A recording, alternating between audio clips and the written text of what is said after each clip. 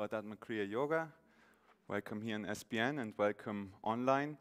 The theme today, Atma Kriya Yoga, if it's a technique or grace. It's a very auspicious day, Mahavatar Babaji's day, and Ekadashi, so double blessings, and what we want more. To make sure that you pay attention, in the end I will ask a few questions. So just that you're aware about it. Make your notes that you're not leaving without having learned anything. Okay? Are we good to go? Good.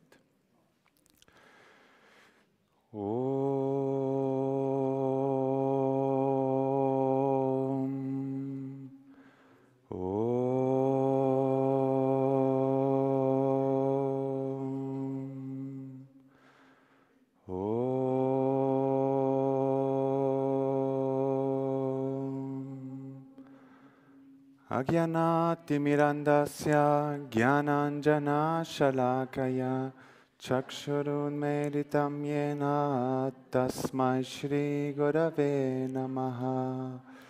He Krishna Karuna Sindhu Dinabandhu Jagatpate Gopesha Gopika Kanta Radha Kanta Namostute Tapta Kanchana Gaurangi Radhe Brindavaneshwari Vrishabhanu Sute Devi Pranamami Hari Priye. Hare Ram Ram Ram Hare Hare, Hare Krishna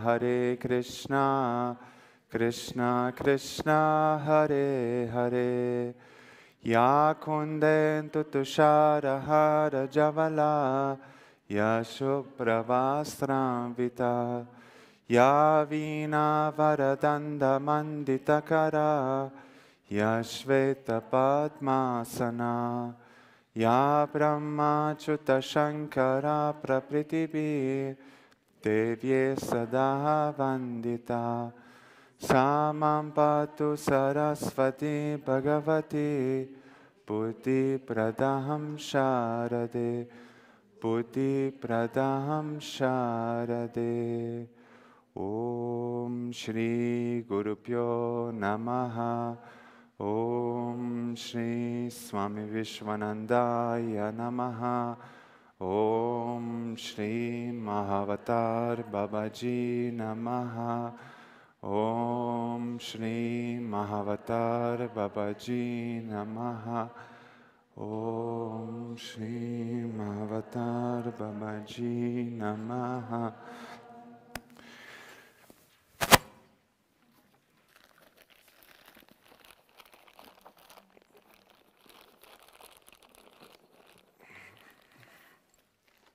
Okay, so Jai Gurudev, once again, first question. Before we start, who of you has initiation into Atma Kriya Yoga? Or maybe ask differently, who has not? It's probably more easy to see. Okay, there's a few people who don't have. Those who have, whom of you practices, just generally? Okay, everybody generally practices. Who practices regularly? Who practices every day? Who practices every day twice?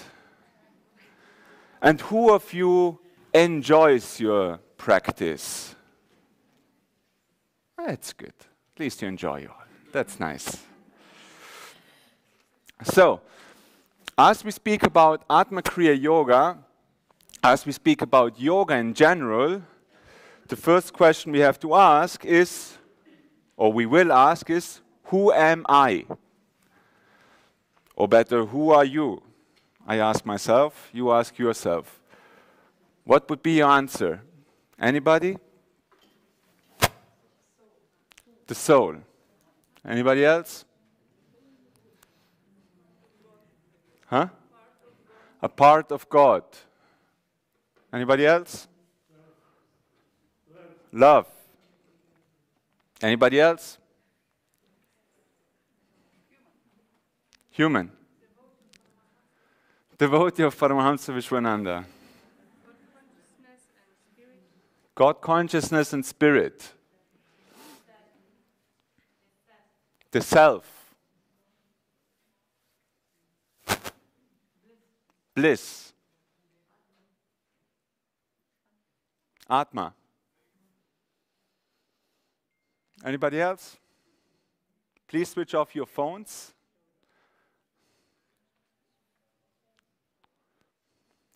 Or put them on flight modus. We're about to take off.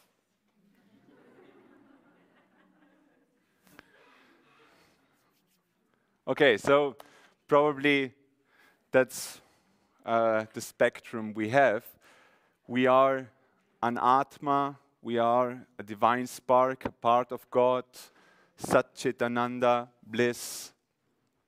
All of those points, like, whom of you believes that we are a divine self, a divine spark, and not this body, not our thoughts, not our emotions, etc.? Lift your hand. Huh? Good. So everybody here in this room, or almost everybody, maybe those who didn't lift their hand, they don't understand English, or the translations are not good.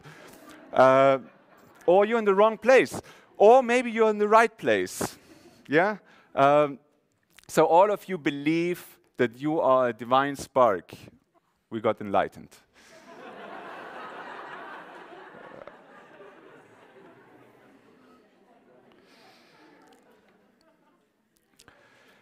Whom of you has realized that you are a divine spark, a divine Atma, a divine self? Lift your hands. Premnath, he was standing up even. He didn't lift his hands. That's the Greek. Nobody. Sad. But that's exactly the point what we have here. In the Bhagavad Gita, Krishna says, when he speaks in chapter 2, when this eternal and internal fight starts of the Bhagavad Gita, of the Mahavatar, which happens inside of us, the first lessons which Krishna gives to Arjuna is Sankhya Yoga, right?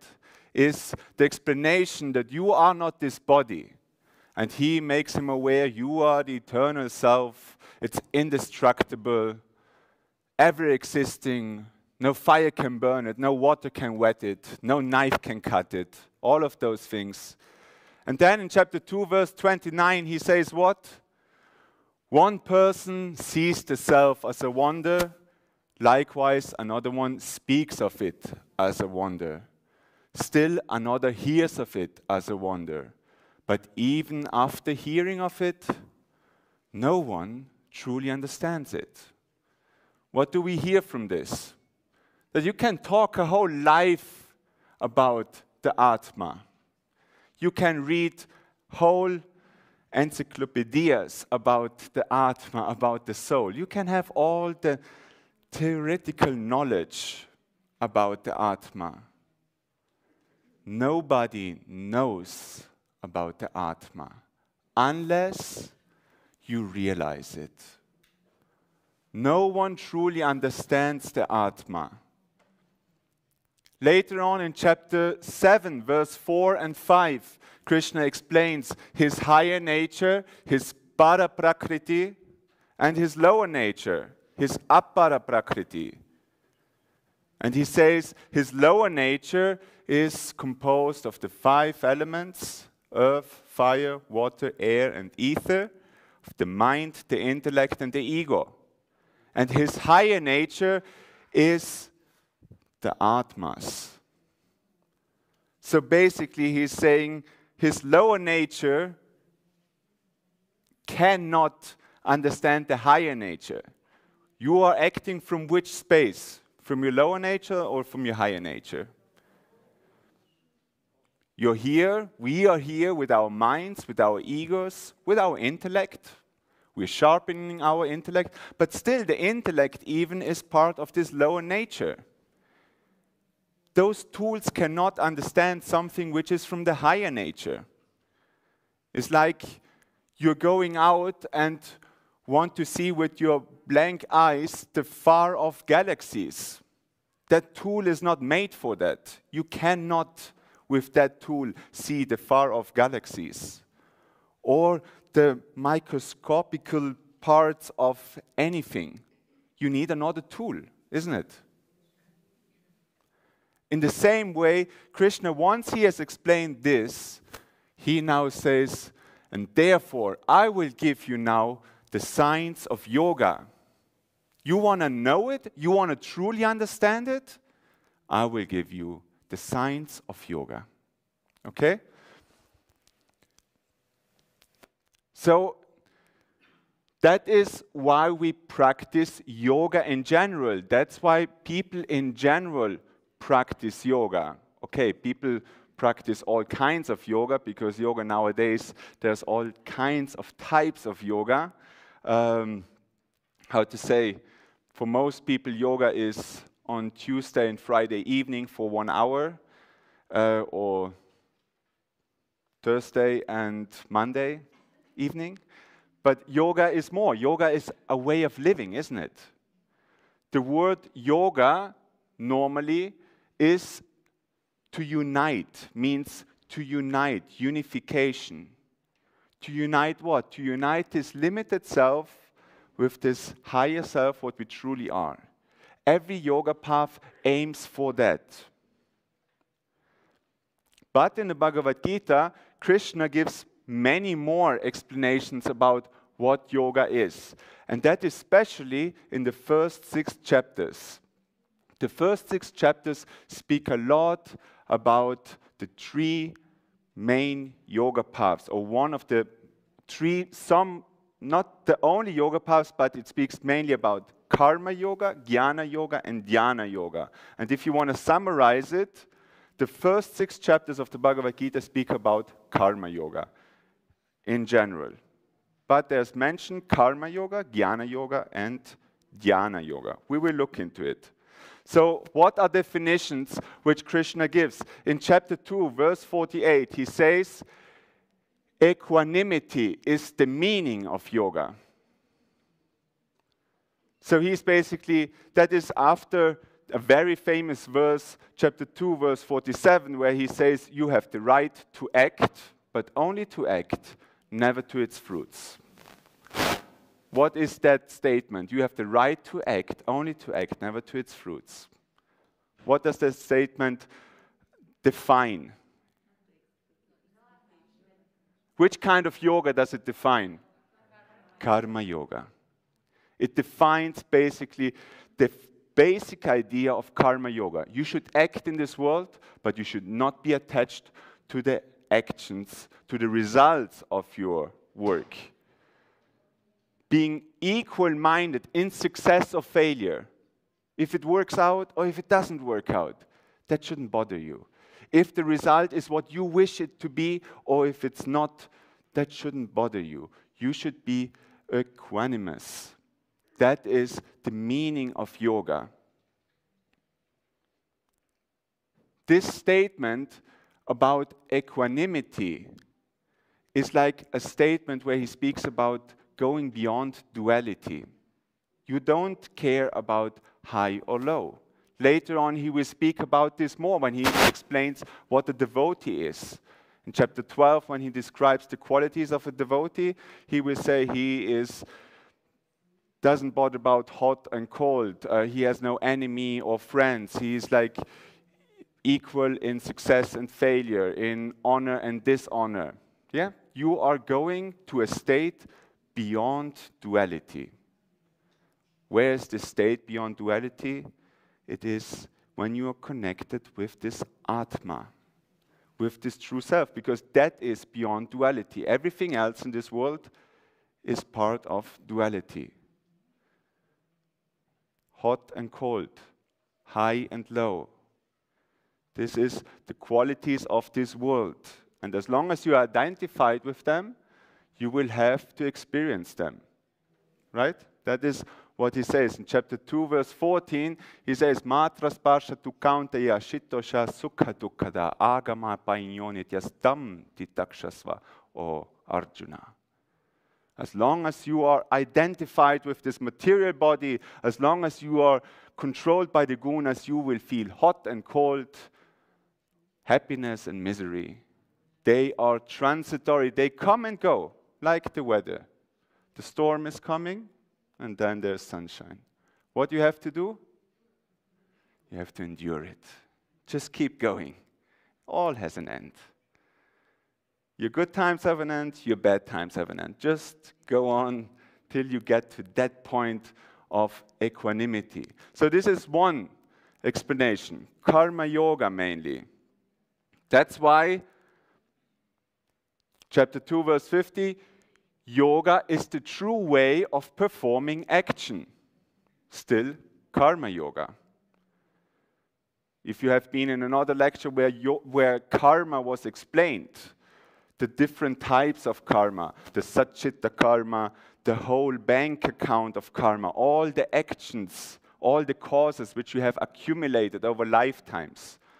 Because karma, philosophically, is this law of cause and effect, isn't it? Every cause has an effect. Every action has a reaction. And as long as there is karma present, you are bound. You will have to come back to this material manifestation so that the cause can be lived out. And therefore, if you come now here and you're with every moment, with every step, you are living out your causes, your previous causes, you're actually getting more and more free. It's like you're coming and you're spending money. You're spending karma while you're here. When you just spend money, sooner or later your bank account will be empty, isn't it? You know how it is. If you just go shopping, then you will sooner or later have an empty bank account. You don't want to be rich on karma. Not good karma, not bad karma, none of karma. You don't want to be rich because karma will bind you. So, once you are here, you spend your karma. What you don't want to do is earn new ones. Otherwise, you're going to pay in again and again in this cycle. Is that understandable? Yeah? So that's why yoga is the true way of performing action. If you act in that way, action without the expectation of the result, you distance yourself. In that moment, no karma is paid into your bank account, and you just spend.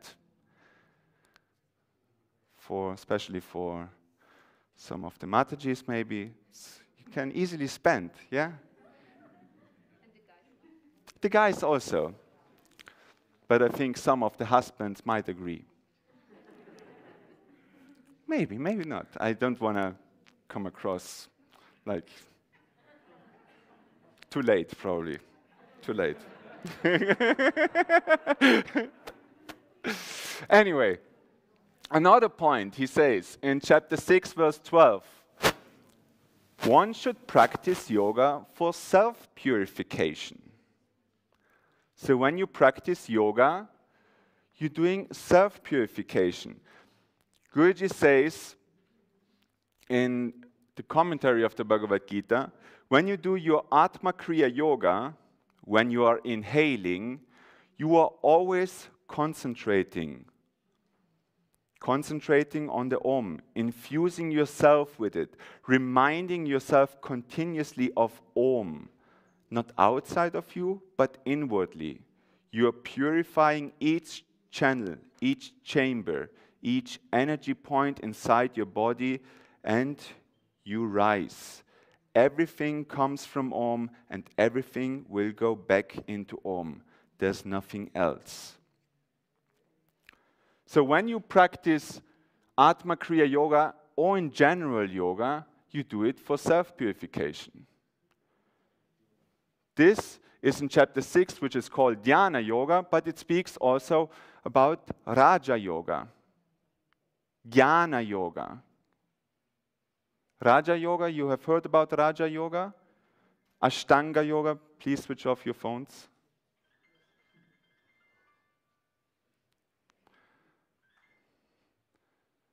So, Ashtanga Yoga, the 8-limbed path, where you have yam, niyam, how you should act, what you should avoid, asanas, to keep the body fit, pranayamas, to energize this body,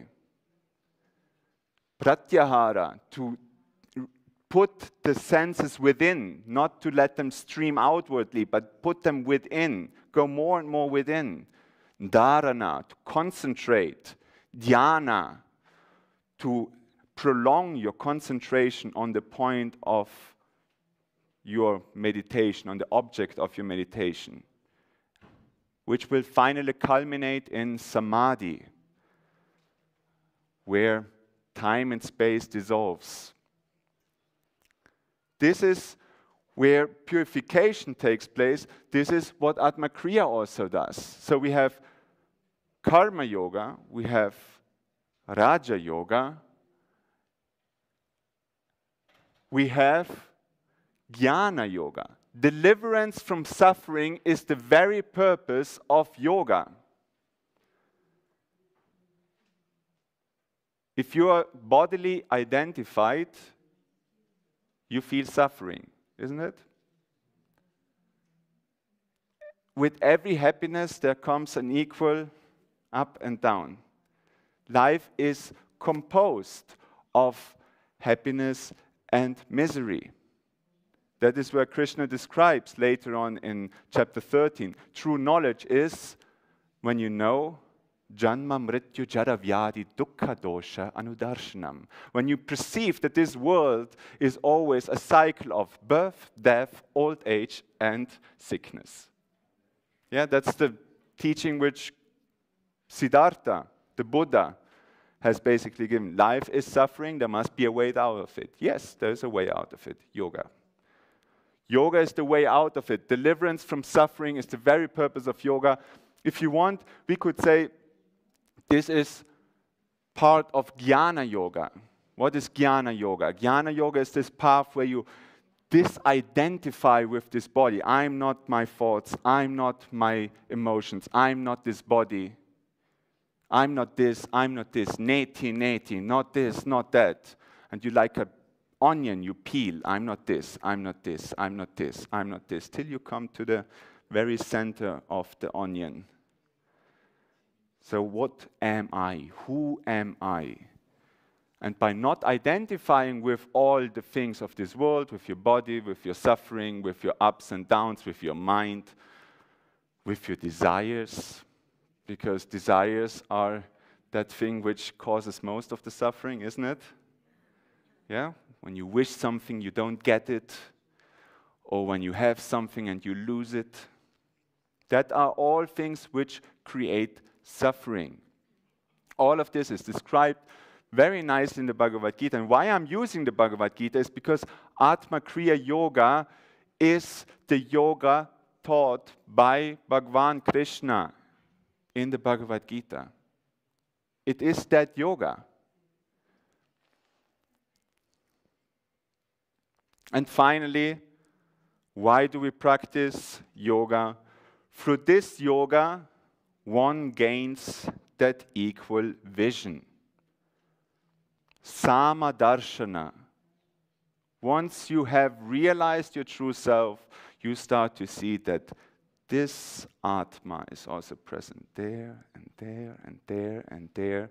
And then you start to see a dog, an elephant,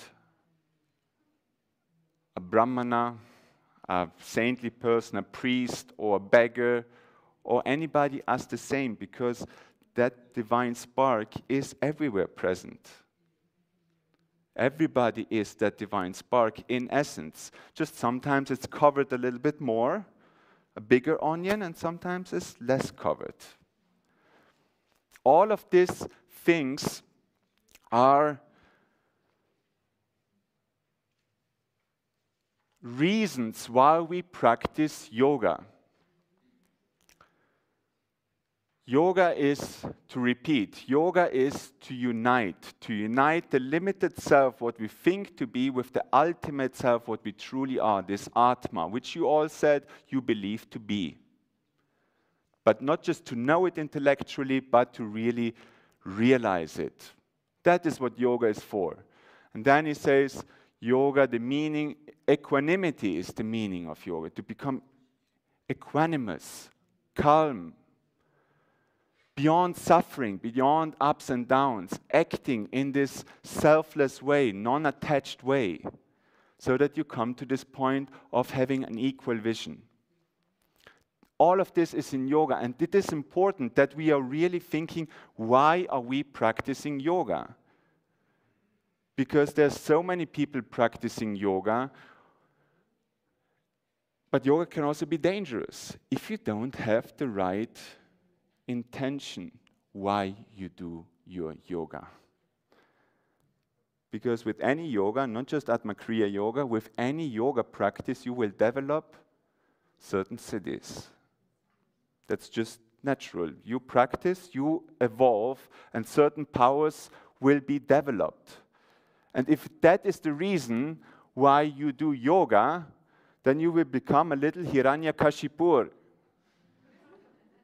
And you know how his story ends. Yes, he was killed by Narasimha, and if that is your wish, go ahead. It's of course nice, yeah, to have Narasimha coming for you. But maybe you're seeking another kind of bhav, another kind of sentiment towards God. So there's many yogis in this world, many yogis in India and also in the West, which strive for power. Yeah, you have to overcome this, and you have mastered this, and you can whatever. Endure the cold, endure the hot, levitate, spit fire, have some clairvoyant vision or whatever. Not that those things are bad, but they are dangerous. Why are they dangerous? Huh? Because of the ego. Pride is very dangerous. But Guruji always mentions, more dangerous than pride is spiritual pride. Because that is your absolute end. Once you have made a little step, you have a little bit more finesse than somebody else, and you think you're better. You will not say it because you pretend to be humble, but look what I can. Yeah? So it is very important that we have a clear why. Why do I practice? What is my intention in my practice? Let's see what Guruji says to this. I just have a few excerpts from old videos where Guruji speaks about Atma Kriya Yoga. They are, I got them from some Italian source, some connections, because they're not more online. You won't find them anywhere else. So, thanks, Ruchita.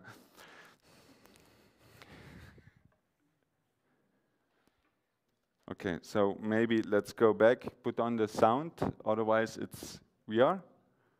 You put up the volume.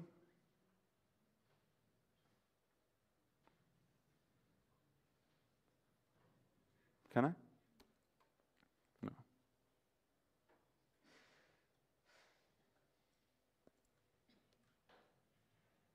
Why do you practice Kriya? People practice for an aim now. Each one have their own goal. Each one have their own aim. Why are they practicing it? You see, perception of things is very important. What you are aiming for, that you will reach. Atma Kriya, you know very well, is based on bhakti.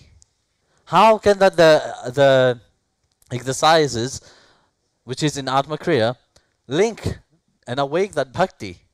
The point is that the perception of things from the outside reality, transforming to the inside reality and to the supreme reality, is very important to understand. Because otherwise, the exercises will be just an exercises. Because you see, the Kriya itself is a prayer.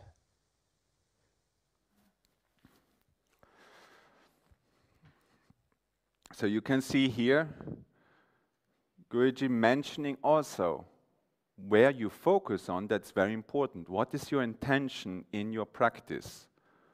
What do you want to achieve? So we have seen that Atma Kriya Yoga techniques, they have all of those things which we mentioned. It contains Karma Yoga. Atma Kriya Yoga contains the power to burn karma. Guruji explained very often that each breath of Atma Kriya Yoga burns years and years. Sometimes he said 7 years, whatever, but never mind.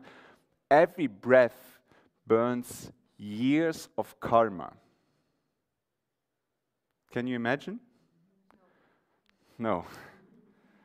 If you do every day your main Kriya twice a day, all the exercise, that means how many times you breathe. Sometimes I made the calculation, but it means like somehow if you calculate with 7 years, every day you would burn about more than 140 years of karma. But I don't see so old people here, so you're still around. What does that mean? Which karma does it burn? Only the karma from this life? No, it burns the whole bank account. So Guruji says, just one realization can erase all the karmas of many lives. This is what Atma Kriya Yoga does.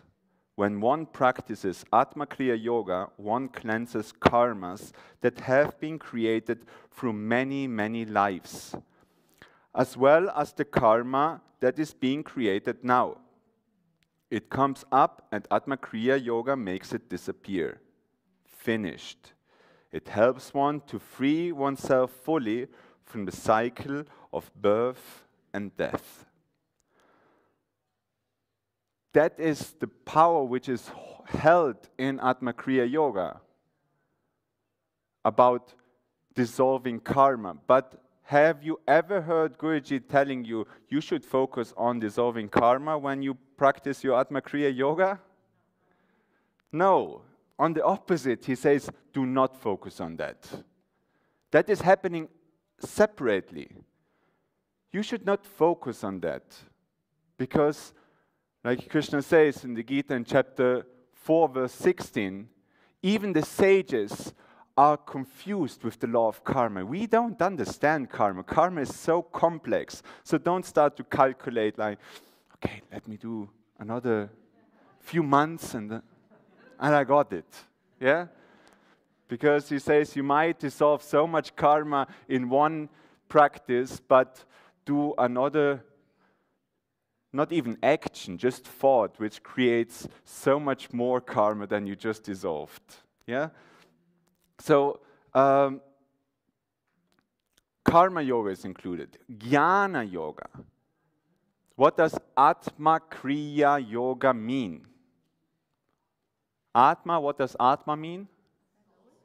The self. And Kriya? Action with awareness. So Atma Kriya Yoga is a practice which creates awareness, that you act with the awareness of your true self. That is what jnana is about. Jnana is about knowing who you truly are. So jnana yoga is there. And Raja Yoga. Raja Yoga, which, like I said before, contains the 8 limbs. Ashtanga Yoga, Yam Niyam, what you should avoid, what you should do. Asanas. Do we have asanas in Atma Kriya Yoga? Yes. Pranayamas. Do we have pranayamas in Atma Kriya Yoga? Yes. Pratyahara. putting your senses within. Do we have that in Atma Kriya Yoga? Yes. Dharana, concentration. Do we have that in Atma Kriya Yoga? Yes. Dhyana, meditation. Do we have that in Atma Kriya Yoga? Yes. Samadhi. Do we have that in Atma Kriya Yoga? Yes. If you practice properly, yes. So all of this karma yoga, jnana yoga, raja yoga, dhyana yoga is all present in Atma Kriya Yoga, but there's even more in Atma Kriya Yoga. The basis of Atma Kriya Yoga is Bhakti Yoga. That's why, and more. Bhakti Yoga, love and devotion for God. That is the essence. That is what Atma Kriya Yoga is based on, what is focused on. Nothing else. And that is what makes it so special. Because yoga practice, yoga paths are normally not based on bhakti, especially not the Kriya tradition. I can tell you, when I was traveling through India for our Saint Museum, I was in Sri Rampur, the place where Sri Yukteswar Giri lived, Yogananda Paramahamsa lived, and other disciples also of Lahiri Mashaya lived. And when we collected saints from a Guru Bhai of Sri Yukteswar Giri, the man who came, when he spoke, the one who brought the glasses of the saint, he was going on about this Kechari Mudra. You know Kechari Mudra? We do Kechari Mudra in Atma Kriya. But he was speaking about Kechari Mudra as if it's his life. Like he was just going on about Kechari Mudra, Kechari Mudra, Kechari Mudra. And then by the grace of the Guru, then the Kechari Mudra tongue goes like this step. And I'm like, yeah, okay. Just give me the glasses. Yeah. And I saw that there's not, what would be a comparable practice what we have in Bhakti Marga, in Atma Kriya Yoga, which Guruji speaks so much about? Japam. Chant the name of God. Smaranam, smaranam, smaranam. Remember God, remember God, remember God, remember His name. Chant His name, chant His name. Harinam, Harinam, Harinama eva kevalam. Just remember His name. Nothing else you need. Just remember God. That is all you need. Guruji says, how to transcend from just being a human being and how to have this connection with Him, to build this relationship with Him. That's what yoga stands for.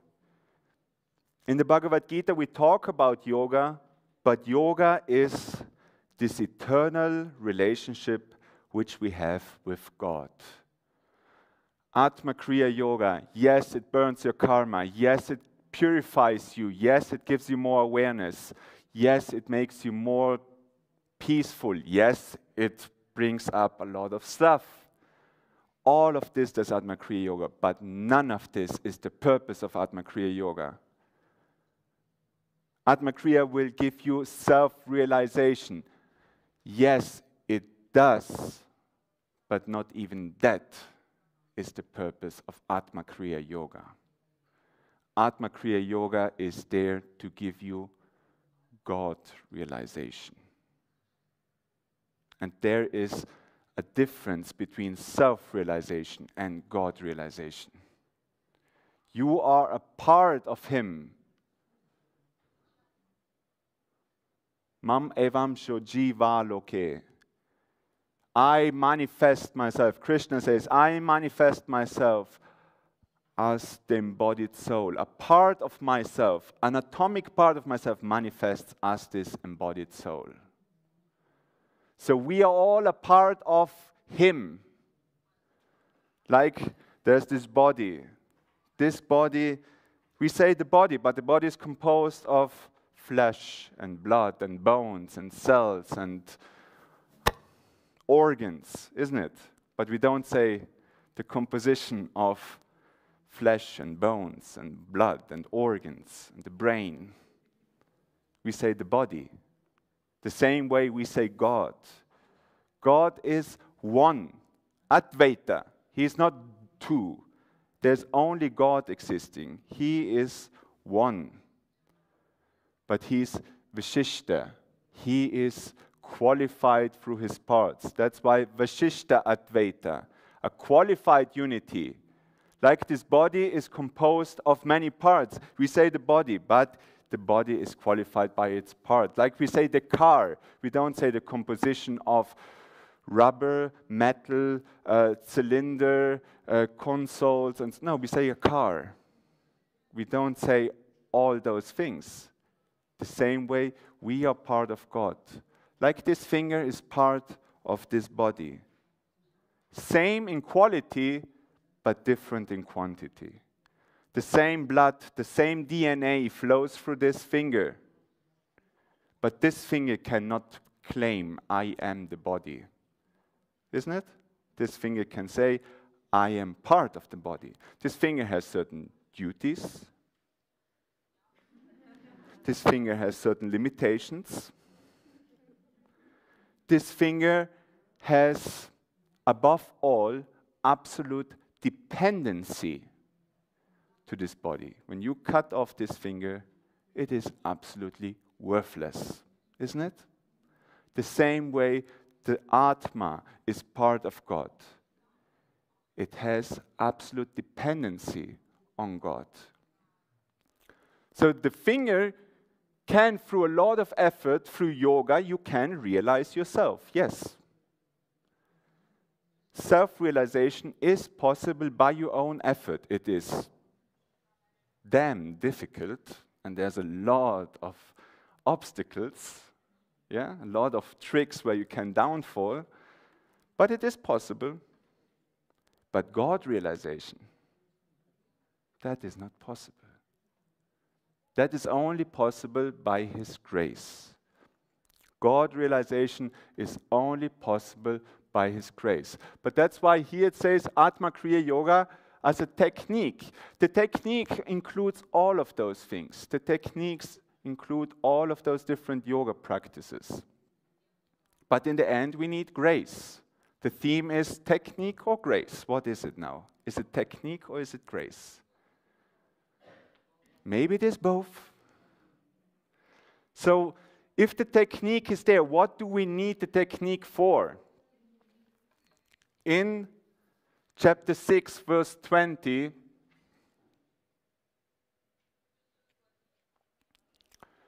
Krishna says, when the mind, restrained by the practice of yoga, perceives the self, one discovers its bliss. So, first we had why we're doing practice, why we do our spiritual practice. And we have come to the point it is important that you have the right intentions. Not having expectations of having this feeling and that feeling, which for some might be a real challenge. I know many people who came from other yoga traditions, they started with Atma Kriya Yoga, and they were just confused because other yoga traditions say, you practice so much, you will experience that. In Atma Kriya Yoga, nobody says that. It's just practice for the sake of practicing. Love for the sake of loving. You practice, and this love will awaken. Because every technique is linked with what? Bhakti. Every technique awakens one form of bhakti, the 9 forms of bhakti, Navada Bhakti, which are described by Narada Muni. The 9 forms of bhakti are inside Atma Kriya Yoga. So whenever you practice Atma Kriya Yoga, that love awakens. So we have to, bless you, we have to, why we practice. What is our intention in our practice? How we should then use the technique. And that is where Krishna makes clear statements when he says, what? How you control this mind? Restrain it.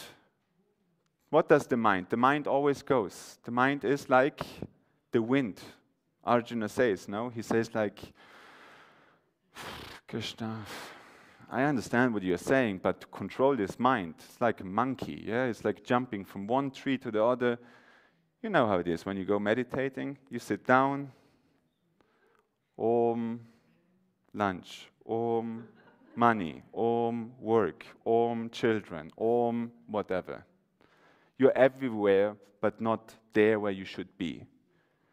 Because the mind is just running, running, running. So what you use the technique for? Restrain this mind by your yoga techniques, by your yoga practice. Bring it there again, and now it's running again, bring it back. And it's going again, bring it back, and it's going again, bring it back. Looks like when you do some bodybuilding. Right? It is somehow bodybuilding. Or brainwashing. Yeah? You're doing brainwashing. You're proper brainwashing yourself. It's good. Try brainwashing. People don't like brainwashing, but I think some brains need to be washed. So, focusing always on the Om. Has it ever occurred to you that you sit for your meditation, for your Atma Kriya Yoga, and you just don't manage to think of Om or of your Kriya? You think of everything else. And you try, but maybe you have an important project, or you have some problems to solve, or you have something, and you just don't get there. Anybody happened? Lift your hand if it has happened to you. Good. It also happened to me. Yeah. And I'm like wondering sometimes. I was like wondering, how do I deal with that? Because it's really annoying. Because when I'm doing my seva, or when I do some things, I'm not thinking constantly of God, which I should actually, but the time I take to really think of God, I'm not using it, but I'm actually thinking of everything else. And that should be I'm taking this hour now, this half an hour, this 2 hours. Focus only on that as much as possible, nothing else. Doors are closed, phone is off, nothing else. That's now between me and you. Yeah? But I can't. And I was reflecting why I can't, and I noticed that my mind just wants to solve the problem. You just want to solve the problem or find a solution for something or whatever. That's why you contemplate on it all the time, because you may not have the solution yet. Something which worked for me, maybe it will work for you, I just share my thoughts on that, is that basically as we meditate a lot on the Om, right, in Atma Kriya Yoga, and my mind is running, wants a solution, I say to my mind, you want a solution? I give you the solution. What is Om? Everything. Om is everything. Om is He Himself. Among the syllables, I am Om. In the beginning was the Word was with God, and God was the Word. Om. Everything what you can think of and everything what you cannot think of is Om. Does that mean that your problem is also in Om? Yes? Does that mean that your solution is also in Om? Very good.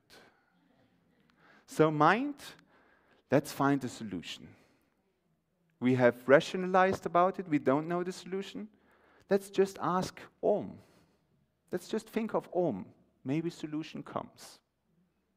Let's just take the time, only think of Om. Meditate on that Om, and you will see the solution will come for any problem, because the solution is there. That's how my mind sometimes listens, and we go together doing our kriyas, because now my mind also wants to do kriya. Yeah? So maybe try it out. If it helps you, I'm happy for you. Why else? How else do we use the technique? So one is restrain the mind.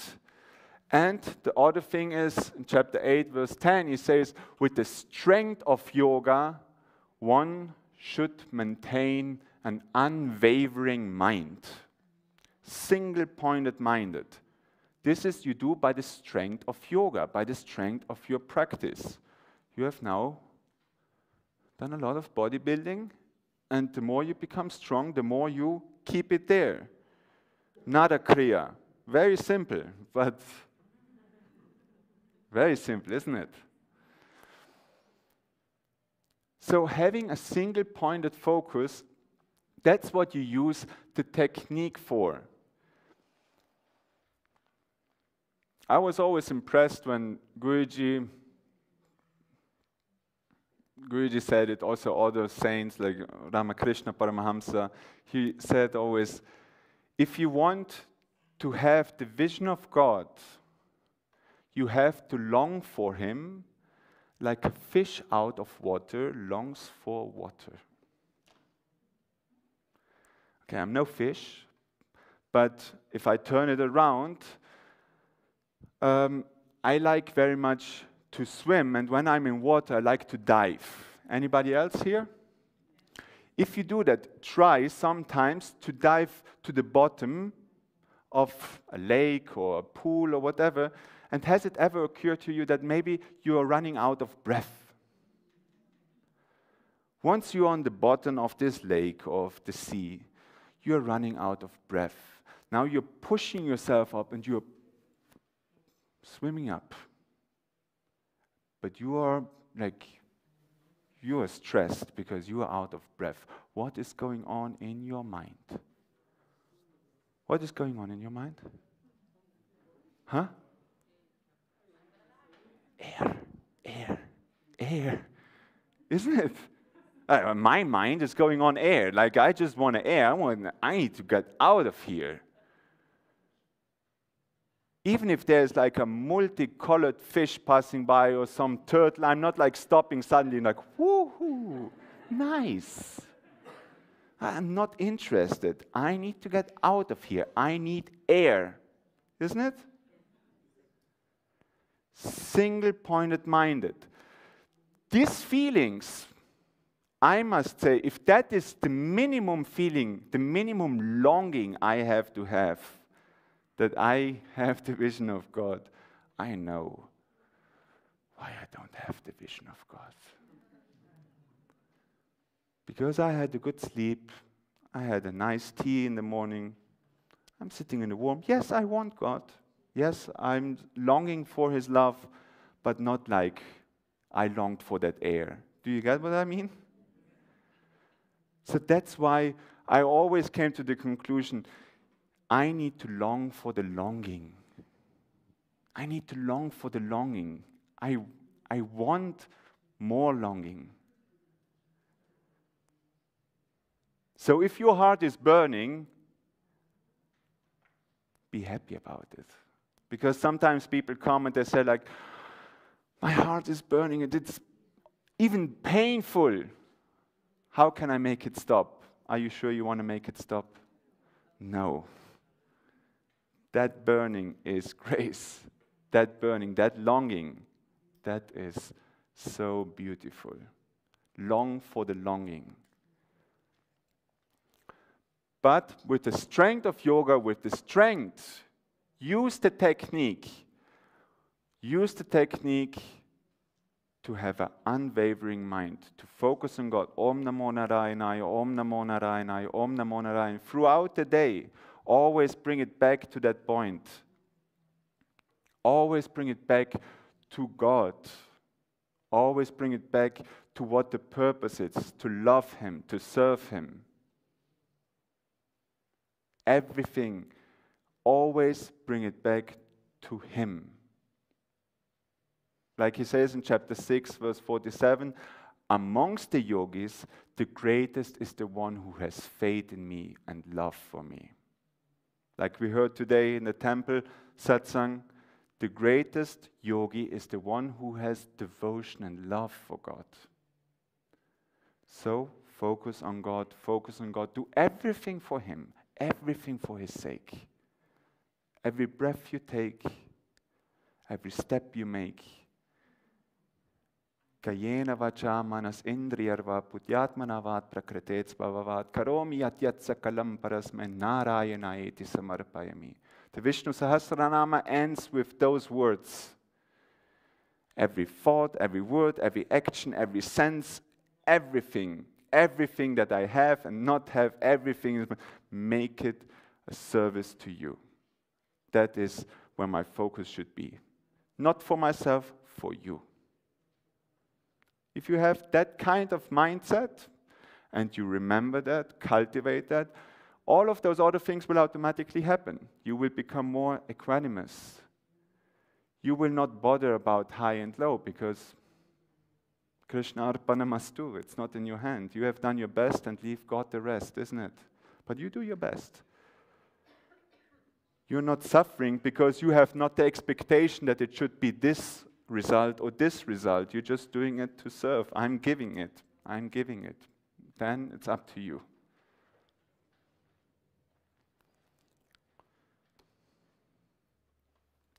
And that is where we come to, we had the why we practice, how we practice, we restrain the mind, we have a single pointed focus, and then what we do during the practice, what we just said, when he says in chapter 7, verse 1, now listen, O Arjuna, how one can have full knowledge of me without any doubts by dedicating his yoga practice to me and absorbing his mind to me. This chapter, from chapter 1 till 6, in summary, we could say he speaks about karma yoga. In that 6 chapters, he speaks karma yoga, jnana yoga, dhyana yoga. But summarized, we could say it's about karma yoga. Now the next 7 chapters start, chapter 7 till chapter 12, where he will speak about bhakti yoga. There he starts straight away in chapter 7, verse 1, dedicating the yoga practice to me, to Krishna, to God, the person, the ultimate person, without beginning, without end. This is where grace now starts. Jnana Vijnana is the theme of that chapter. Jnana means the knowledge, and Vijnana means how you apply this knowledge. And that is what Guruji always speaks about. He says, yes, you can have knowledge, but knowledge which you acquire should always be there to increase your love for God. It should be practically applied into your life. Chapter 7 speaks about that, Jnana Vijnana, the knowledge and how to apply that knowledge. And it starts with that statement, now listen, Arjuna, how you can have full knowledge of me, of God, without any doubt. And how you have that? By dedicating the yoga practice onto me and absorbing his mind to me. What we do in Atma Kriya Yoga. On what do we focus all the time? Almost every practice is connected with the Om. And again, just to give you a hint, at least 4 times in the Bhagavad Gita, Krishna says, I am Om. I am the sacred syllable Om. Amongst the words, I am the single syllable Om. In chapter 7 he says, chapter 10 he says, repeatedly he says, I am Om. In the beginning was the Word was with God, and God was the Word. John, in the Bible, Om. Everything is Him. He is Krishna. He is Om. He is Prananat. What is Prananat? What is Prana? The life force. And Nat, what means Nat? The Lord. So Prananat means the Lord of this life force. He is, what is this? This is Him. It's Krishna.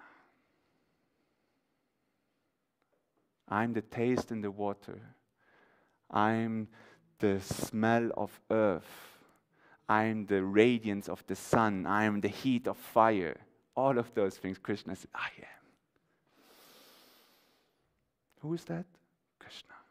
And this combined with Om Krishna. Double Krishna. Yeah. Every breath is filled with himself. That is where Kriya becomes now alive. Because Guruji said, as long as you just see Atma Kriya Yoga as a technique, you will not know really what Atma Kriya Yoga is about. Atma Kriya Yoga is more than just a technique. Atma Kriya Yoga is Bhagwan himself. In every part of yourself. We can't go into detail because there's many people watching also which don't have yet Atma Kriya Yoga, and as you know, it is sacred and secret for only those who really have dedicated to learn it. If you're interested, go ahead, check it out on the webpage, and you can find it because there's many courses, many teachers all over the world. But for those who have already Atma Kriya Yoga, just want to give you that little hint. Each breath you're taking, it is not just, let's get over with it. I did my Kriya today. Such a waste, such a waste. It's so precious. When you inhale so much that you don't inhale anymore, but you fill yourself so much up that you're not inhaling, but you're actually filling yourself with prananat, with Om. You're filling yourself with Krishna himself. You're filling yourself with Guruji himself. You're not inhaling anymore. You're giving yourself completely. He takes over.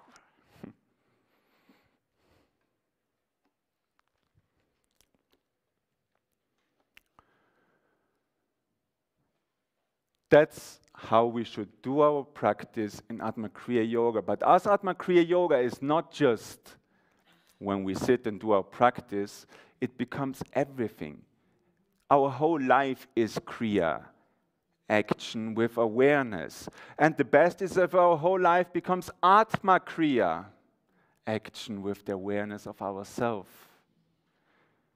Yat karosi, yat ashnasi, yat juhosi tadhasi dat. Yat tapasasi kauntaya, tat kurushvasmam mat arpanam. Whatever you do, whatever you eat, whatever you offer in sacrifice, whatever you give away, whatever austerity you practice, O Arjuna, do it as an offering to me. Everything in your life should become nothing than a service to God. Nothing than a service to your Guru, who is present within everybody and everything. But that's how our mindset, how the mindset of a devotee should be.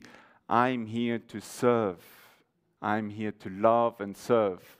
It's not about me and how powerful I become and how realized I become. No, it's only you. That's why bhakti is the safest path. Yeah, Krishna speaks about karma yoga, jnana yoga, dhyana yoga, or raja yoga, but he says bhakti is the highest path. It is also the safest path. Why is it now the safest? What was the danger? What we mentioned before, what was the danger? Pride. And especially which pride? Spiritual pride. Bhakti, if you really practice bhakti yoga, there's no space for spiritual pride. Because there's no For pride, you need to have I, mine, and me. But if your whole life is about your beloved, if your whole life is about you, have you ever been in love? Who has been in love? When you were in love, freshly in love, not after some months or a year, freshly in love, whom did you think of? Your beloved. Is there some parents here, mothers, of whom you think of when your child is a baby? Only about your beloved, only about the loved one, and you want only to serve. That's just to get an idea what love actually is about. Love is about service. The divine love is far beyond that kind of experience of love which we have in a relationship or which we have with children. But because sometimes it's very abstract to think like, life should become a service. It sounds almost like, ew. But if you remember how beautiful it was to make somebody, to make your beloved happy, to see him or her rejoicing, how beautiful was that? How much joy does that give you? Does that not give you much more satisfaction than you having satisfaction for your own self? And that is what Bhakti is about, just now dedicated towards God. And in the next verse he says, with a steadfast mind engaged in this yoga, you will free yourself from good and bad results, which are the bonds of karma. As a result, you will be liberated and you will come to me. Not self-realization.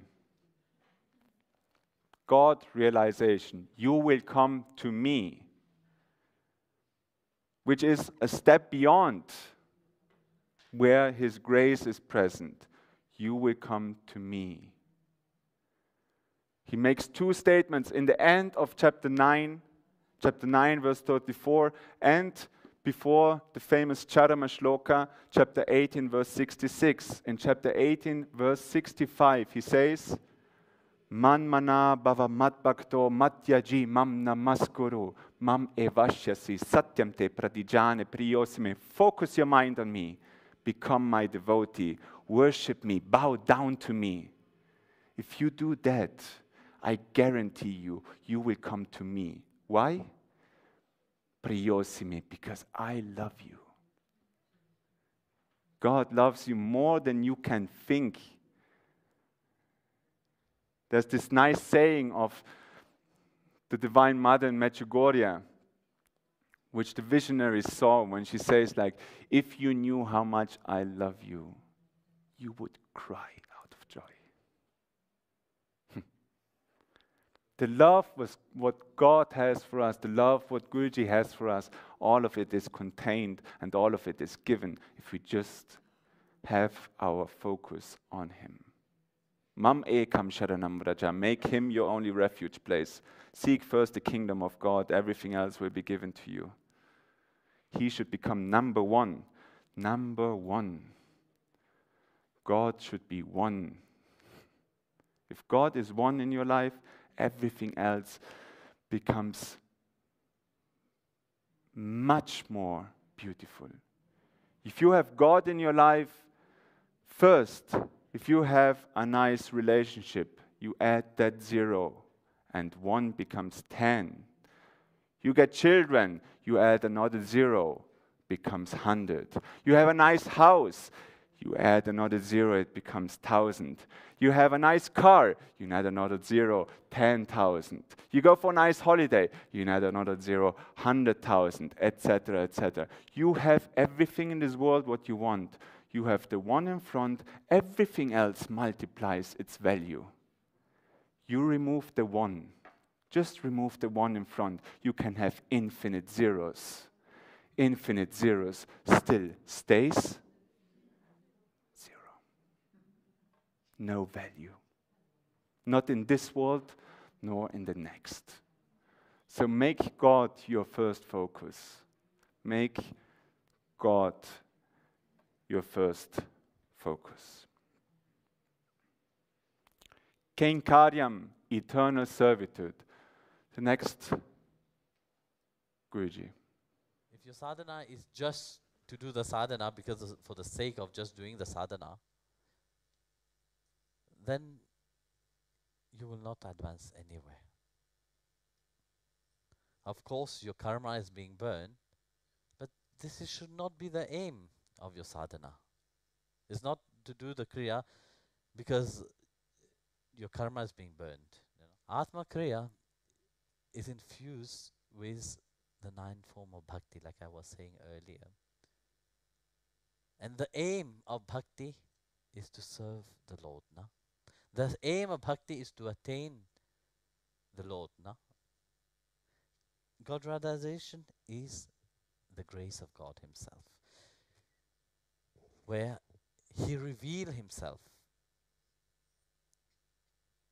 And this is His grace. Your sadhana is to attain that grace, to be deserveful of that grace, to make yourself ready to receive Him.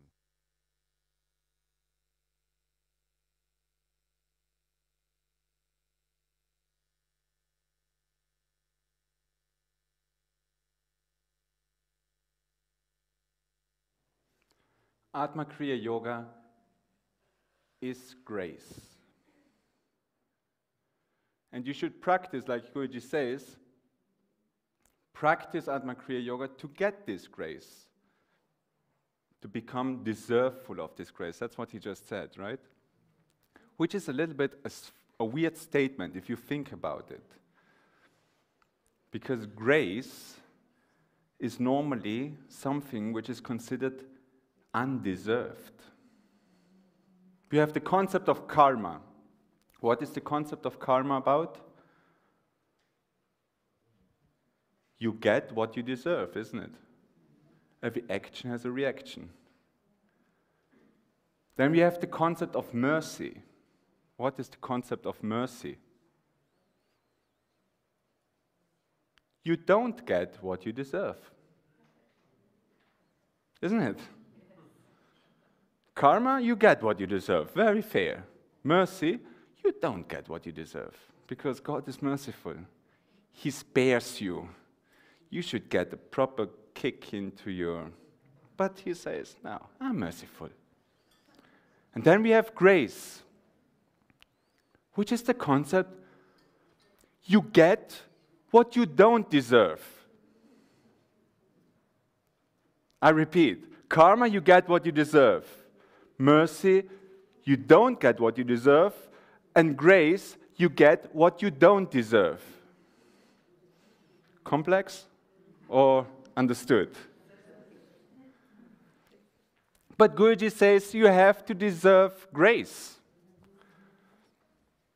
And he has said that many times. He said how you deserve grace, how you attract grace, by your love and your longing. It's a very beautiful word in Portuguese, if you don't know. Saudade. Saudade. Very beautiful. Love and longing. That's why I said long for the longing. The more longing you have, the more grace you will attract. Why is it still right to say that grace, you get what you don't deserve? Because even if you have so much longing and so much love, if this is the price for the infinite Lord, then it's a very small price and it's not deserved, isn't it? You understand? It is not deserved, but still, it is given when the longing and the love has increased enough. Long for the longing. So what has that to do with Atma Kriya Yoga?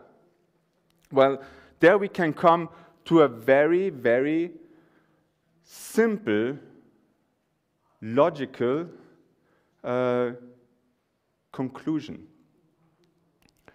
Atma Kriya Yoga contains Navada Bhakti. What is Navada Bhakti? the 9 forms of bhakti. So every technique you practice in Atma Kriya Yoga increases the bhakti. And what is another explanation for bhakti? What is bhakti? Love, devotion, longing, isn't it? Love in action. It's an expression of love. Right? So every technique in Atma Kriya Yoga increases bhakti. That is the foundational point. That is the root, and that's the beauty of Atma Kriya Yoga. Shravana Bhakti, Smarana Bhakti, Kirtana Bhakti, Archana Bhakti, Vandana Bhakti, Dasya Bhakti, Sakya Bhakti, Atma Nivedam Bhakti.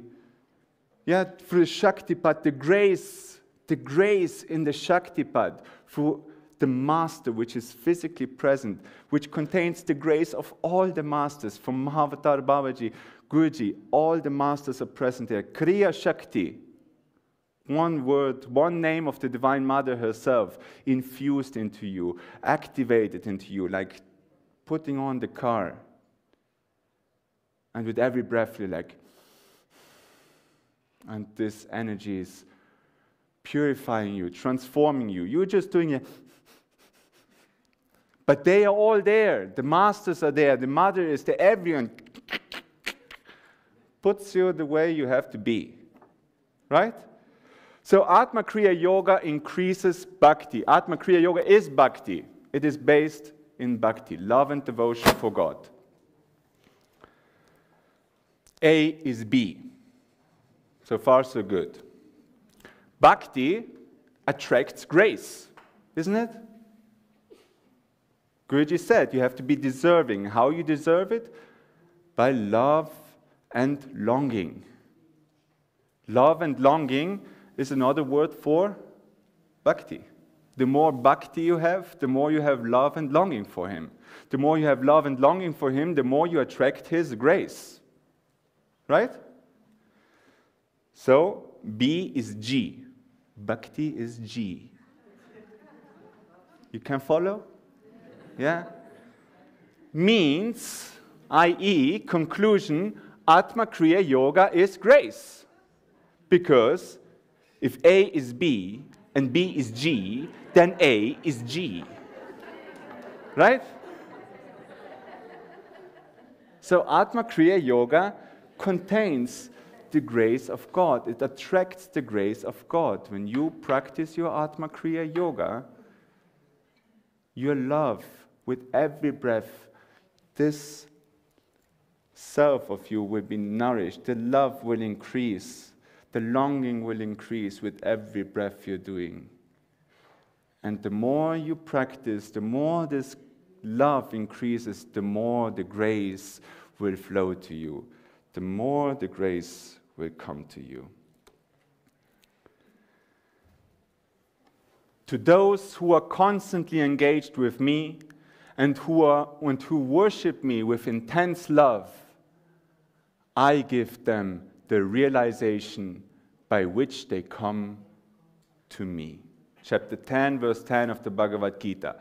Dadhami buddhi yoga, I give you this knowledge. You deserve it? Ah, I give you. I give you. Next verse he says, and from within I enlighten, I bring this fire up, I enlighten you from within because I have compassion for you. You deserve it? No, I do it. Chapter 11, when he gives him the Vishvarupa, the cosmic vision. Divyam dadami, I give you the vision. I give you the eyes to see. You deserve it? No, I give you. Why? Priyosime, because you're dear to me. And how you become dear to me? Manmana bhava matbhakto matyajimam namaskuru. Because you focus your mind on me. You're dedicated to me. You are constantly engaged with me. You worship me with intense love. You want to increase this love for me. God is your number one. I'm your number one. Mam ekam sharanam vraja. I'm your only refuge place. Nothing else bothers me. Only you. only you. Yeah, if you have that, I give you the realization from within. Dadami Buddhi Yoga. All of this is contained in Atma Kriya Yoga through the Shaktipat. The Shaktipat, which is this amazing grace, Atma Nivedam Bhakti, which Guruji has given us, which he has given the teachers over the world, the possibility to be a channel to transfer to the student is unique. Only Guruji can do something like that. Only the living master can do something like that. And that is beyond words, beyond reasoning, how great that is. That we can attain love for God so easily. The gift of tears so easily. Just by... But maybe now you practice a little bit with more quality, not only quantity. Bhakti Yoga, mentally dedicating all actions to me, thinking of me as the supreme goal, and engaged in yoga, focus your mind on me. Bhagavad Gita, chapter 18, verse 57. All actions dedicated to God. Whatever you do, whatever you eat, whatever sacrifice you do, whatever austerity you do, anything, make it an offering to me. Focus your mind on me, become my devotee, worship me, bow down to me, and you will come to me because I love you. Repeatedly, he's saying the same thing. Krishna is repeating the same thing, and Guruji is saying, you want to realize this truth which Krishna is saying in the Bhagavad Gita? Here, Atma Kriya Yoga. Practice. Just do your practice. Just do your practice. Even if you do it superficially, even if you don't know the value of it, because the grace is imbibed in it, because you have received the Shaktipat, all of those things will awaken. It will become automatically. You like it, you don't like it. If you practice, you better start liking it, because it's going to happen. I know people which had no interest in spirituality at all. But by the grace of their wife, they got into touch with some spirituality. Yeah? Pranams to the women of this world. I made my mistake good again, no? Right now. Yeah? So, he had some problems in life, otherwise a good life, but some troubles. And the wife said, there's a yoga course going on. And he thought like, yeah, he thought yoga a little bit thing. And he said like, yeah, yoga, it's maybe good to get a little bit more relaxed and whatever. But otherwise, spirituality, no. Because the spiritual people, they're a little bit cuckoo. They're like, they're just flying around. They're strange people. They don't live the world, really. So he went to an Atma Kriya course, Atma Kriya Yoga course. He was quite disappointed to see that it's not about doing some physical exercise and whatever. And he was very much encouraged in his opinion about spiritual seekers, because the other students, they were like telling him, oh, you see the light around the teacher? Wow, such an amazing bright light. And he's like, come on, man, let's live in peace. And the other one came with the UFOs, and the other one with the aliens, like really weird. He got his thoughts confirmed. In the end of the course, the teacher looked at the group and said, I can see that some of you are not really, like they don't feel too much at ease. I give you one challenge, if you want. I invite you, practice Atma Kriya Yoga, what you just learned, for the next 6 months. Just practice it. If you feel a difference, great. You might carry on. If you don't, leave it. Just leave it. Yeah, there's no compulsion to do something which you don't like. He started practicing, he confessed to me that he even started practicing with the wrong why, not the why we said in the beginning. His why was even, I'm going to show everybody, especially my wife, how much nonsense this is. So he practiced, but he practiced with the intention, I'm going to show everybody this doesn't work. This is nonsense. He didn't need 6 months. 3 months was enough. Now he's a devotee since a while already. He moved from far away to Germany to live close to the ashram. He's like, full in. And if you ask him, he wouldn't want to change his life to how it was before for 1 second, because it has just increased so much in value, in everything, in love, in fullness. So, if you... Sorry? Where's the wife gone? The wife, they're still together. They're still together.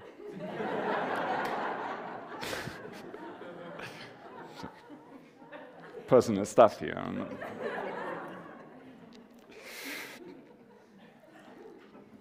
Okay? So, everything what you do, whatever action I may do through my hand, speech, mind, sense, intelligence, or self, by my nature or natural disposition, all of these I offer unto the Supreme Lord Narayana. Kayena vacha manas indriyarva putyatmanavat prakritetsvavavat karomi yatyat sakalam parasmai Narayana iti samarpayami. Shriman Narayana charano sharanam prapatye shrimate Narayanaya namaha. Please let me serve you. Please let me serve you. Let every thought, every word, every action become service to you. Please allow me to serve you, because it's not so normal to be able to have that in mind and to live like that. Last video from Guruji. The grace what we are receiving in Atma Kriya,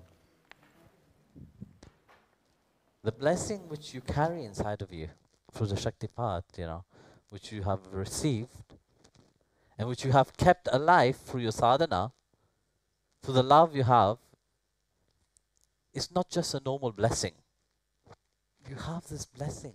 For many lives, you have been practicing your sadhana. Different steps, different paths, different ways. In the Bhagavad Gita, Krishna said, now there is a free path. Raj Yoga, Karma Yoga, and Raj Yoga, Karma Yoga, and Jnana Yoga. No? Free path. This free path, you have done it. The fourth one, the highest of all, is Bhakti Yoga. The Bhakti itself is a grace. And Kriya is that spark of Bhakti. Whatever you do is to please Him. Whatever you do, even your sadhana, is to awake that love, to love Him more and more. The only thing is to love God. No? So this is what the aim of Kriya is. To awake this supreme love. Not just a love that pass and go. But a love which you are inborn with. A love which is deep anchored inside of you. The essence of your self. The essence of your being.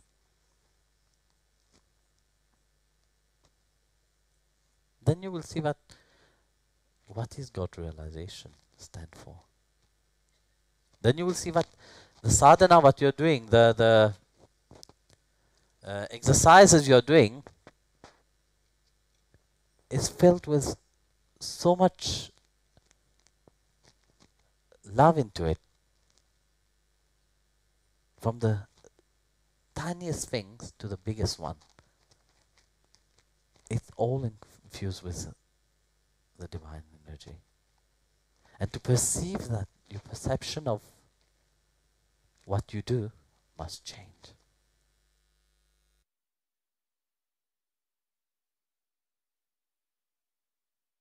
So again, you can see he's keeping on repeating the perception. Why are you doing? What is your intention? When you go and practice your Atma Kriya Yoga, take your time, take your space, make a conscious decision now. I'm gonna spend time with you. I'm gonna be with you. One time Guruji taught me something very nice. He said, in essence, yes, all of those things happen. Karma is burned, purification happens, love awakens. But in reality, what you do when you do your Atma Kriya Yoga practice, or when you do your spiritual practice, what you in reality do is you are showing God that you are interested in Him. You are showing God that you are interested in Him. Bhakti Marga, it is all about the love relationship between God and yourself. Atma, Paramatma, and the love relationship they have. And just take a normal relationship in this world. If you say to somebody, I love you, I love you, I love you, you are my life, you are my everything. I love you, I love you, I love you. Let's spend some time together. No, I don't have time. Tomorrow? No time. But I love you. I only want you. Let's spend some time. No time. I'm not so sure if your love is really that sincere and if the partner really believes in your love. So Guruji says, in some sense, you are showing God that you're interested in Him. The perception, the idea why you're practicing, go there, and then your Kriya will become more and more quality. You will enjoy Prananath, enjoy the Om, bring him to every level and just let him solve the stuff. Don't worry about it. He will take care. It's a prayer, he said, no? So, and first step, asanam samarpayami. Have a seat. Come on. Om, have a seat. And now Om. You know, yeah? Can't say more because, like I said before, it's like I got already looks. I'm saying too much. Conclusion. Practice without expectation. Practice without expectation. Has it ever occurred to you that you practice and you have some nice experience? You sit there and your heart opens up. You see the light. Or whatever. You have a nice feeling. Or anything happens. Some experience. Has it ever occurred? To whom it has happened? Lift your hand. Next day when you went for practice again, what were you thinking of? Let's reproduce that. Right? Expectation. I want that feeling again. I want that experience again. And it happened? No. Didn't happen. And what happened with your practice that day?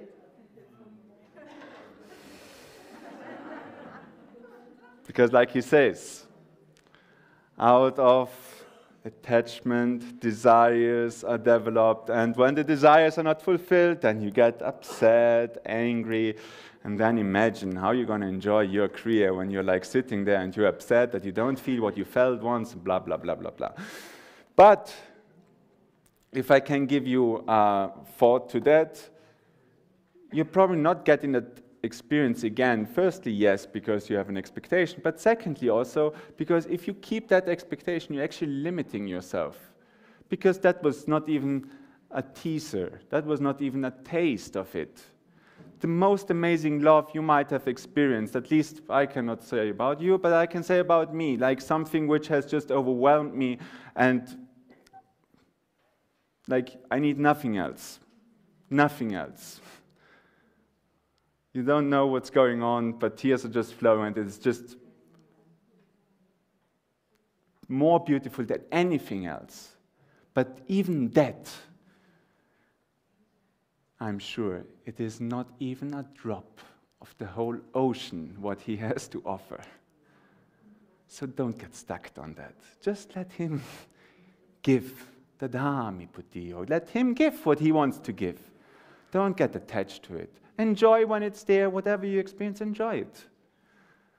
And let go of it, and keep on practicing. And even if you don't feel anything, don't worry, it still works.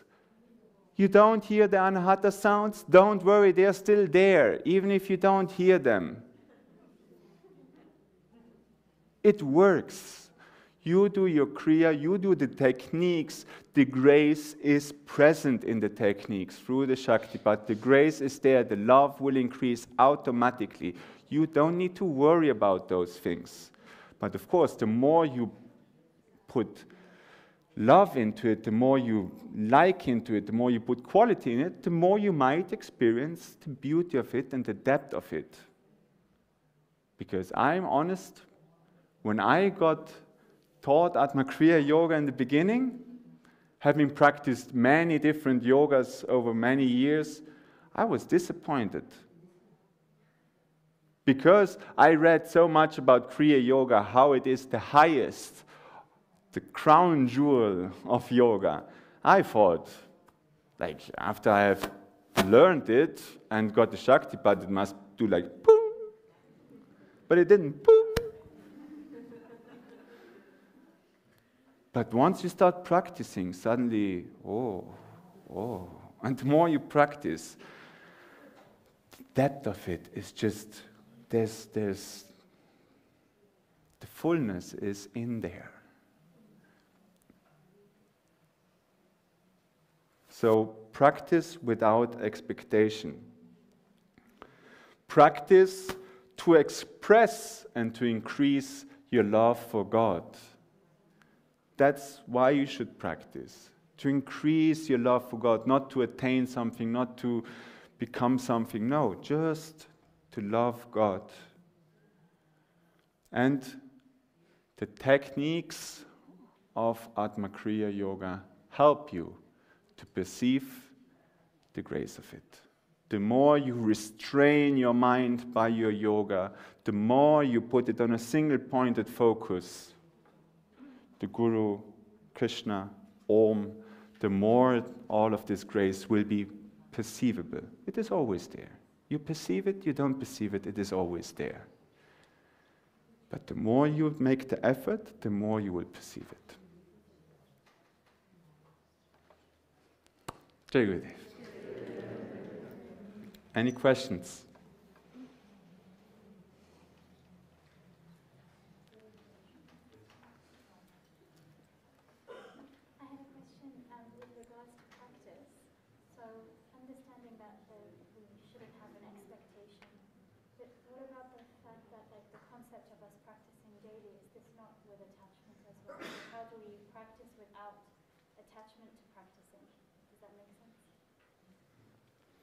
How we practice without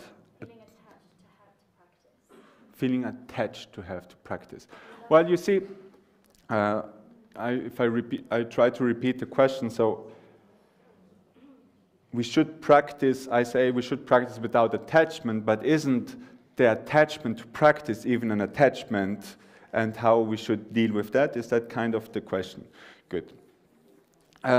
Yes, if your only attachment is to practice Atma Kriya Yoga, blessed be you. Guruji has always said life is about detachment from this material world attachment to the lotus feet of the Lord. So yes, there is an attachment, but the attachment is towards the feet of the Lord. Nevertheless, there is a point to what you say. If somebody is at that point that he or she is like, I need to practice, like, and you like, if you don't get to practice the way you want to practice, you're about to kill anybody around you. Maybe that's a little bit too much. And I remember in the beginning I was practicing in that way, pretty much in that way. And Guruji was like, I remember once we were in Udupi in India, and in one temple, he gave me permission to do the double amount of Kriya. I was so happy. I was the most happy. I was like, now double, full blast, like more is better. Yeah, let's do it. Yeah. And when he saw the stress I'm getting, sometimes he came one day and he was like, I will forbid you to do the whole cycles of Kriya. You are only allowed to do 3 rounds of Kriya. And I'm like, please not, please not. Like, now I'm looking back and I'm like, how dumb you must be. How attached I am to my practice. And it must be like that. Like, it comes from him, it contains him. If he says, just do 3, then just do 3. Like, is it my effort which is going to do the result? You see, that's the wrong understanding. I think I'm doing the technique and that's why I'm going to attain. No, I'm just doing my part, my effort. I'm showing that I'm interested. And he says, you know what? Put a little bit less salt in the food. No. So much. No, I like it better like this. Okay, then. So there is some truth to it. If you are in that vibe that you're like getting too tensed about it, relax. But I'm repeating, if you are somebody who gets too tensed about it, because I know a lot of people, they're not tensed about it at all. They're more like, I'm going to come for 2nd level of Kriya. Have you done at least 1 year, like you just said? Yes. You sure? Yes. At least 1 round I did every day. At least 1 minute per day I did Kriya. As he doesn't specify, you get what I mean? So if you have that kind, don't relax. If you have somebody who wants to break free with your own, then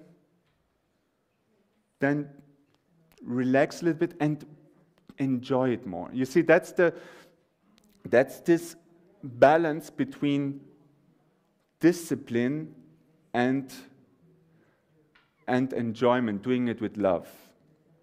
And this was always something where I struggled in the beginning, because in the beginning when I learned Atma Kriya Yoga, the first assistance which I did as a teacher was with Ruchita, and Ruchita comes from another Kriya tradition, and there's definitely discipline is one theme. And for me, there's also discipline was important.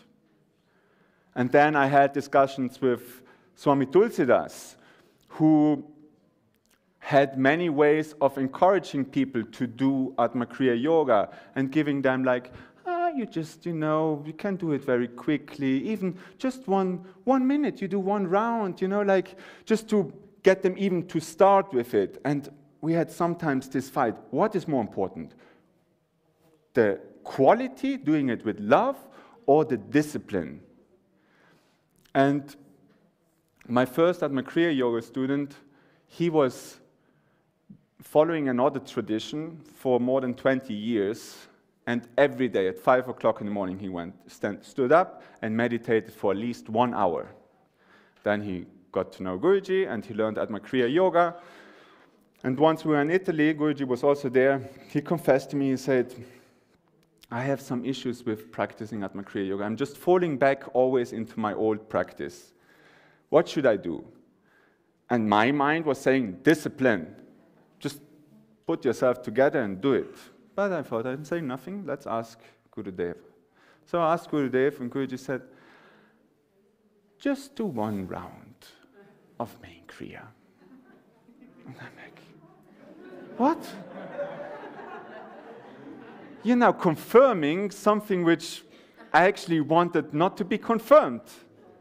So I asked him, what does this mean? Does it mean that discipline has no point and it's only about doing it with love? Because I do one round, but enjoy that one round. Like, do it really with,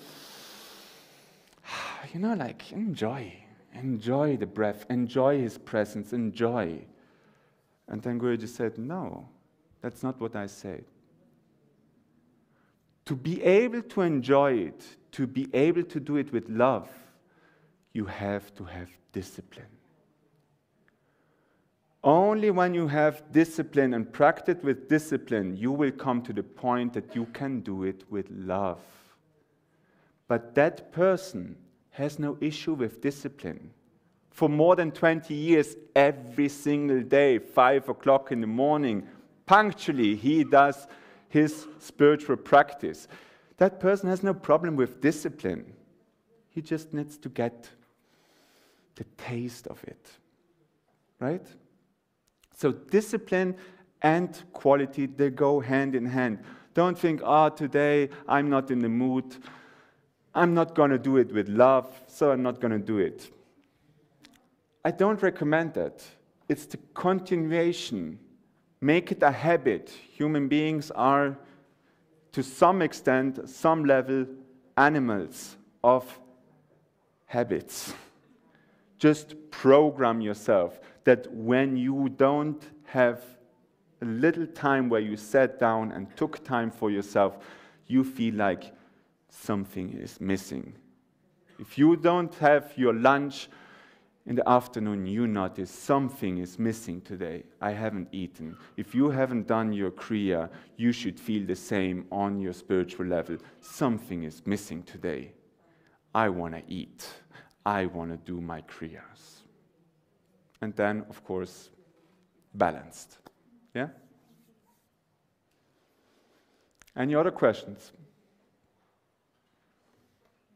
About, I call it mistakes, when maybe it's a concentration mistake, but sometimes I have the feeling I mixed up the chakra, for example, and then I'm not sure where was I, and so I started again, and yeah, that's sometimes happens. So then I criticize myself because I'm not well disciplined or I'm not well concentrated. Mm-hmm. That happens sometimes. The question? What can I do about, more discipline? Well, what can you do about, so the question was like, when she practices, sometimes she misses where she is, like in the technique, like on which point, focus on, yeah, you all know about it, right? Suddenly you wake up and you're like, where was I? Da capo. Let's start again. So, as you can see already by the laughter, I think you're not alone. That is, of course, also a mechanism inside of yourself which doesn't want to be overthrown. Yeah, so it's normal, especially in the beginning, that you end. So it can be in the beginning where there's a resistance and you're falling asleep, or you forget about, or the mind goes so much off that you're like, where was I? What was I doing? Yeah, and you start again. That's why you do right. Just go back, start over again, and make more and more a resolution to focus, to tame this wild animal, because it's like the mind is a wild animal. Therefore, it is recommended to practice, for example, in the morning. Yeah, the quality of the morning is sattvic. When you have had a good sleep, like you don't have all the influences of the day. Of course, twice a day means morning and evening, but if you have to choose, I would recommend the morning. But that depends. My brother, for example, says, I'm not doing in the morning because I know the kids are going to come and bother me. So it doesn't really give me peace. So I do it at night when they are in bed. I know they're more to be at peace. So there's things which will help you do it at the right time, in the right place, like keep the same place if you can, direction towards north, east or northeast, at the same time always, at the same place always. That are things which are helping the practice. They are not that you have to do it. These are things which are just helpful things. Get a kush grass mat to sit on, like he describes in the Gita, how your seat should be. And then make a resolution before you go to practice. Like make your mind, like program yourself. Now, the next half an hour, the next hour, the next 2 hours, they are for me, for us. They are dedicated for that. That's why phone away, not like, I got a like on that one. No, put your phone away, put everything away, just go within. And then just keep going, keep going, keep going. It will get less because you will more and more get it into your hands. And don't worry about it. The grace is there, the protection is there. Yeah? Any more questions?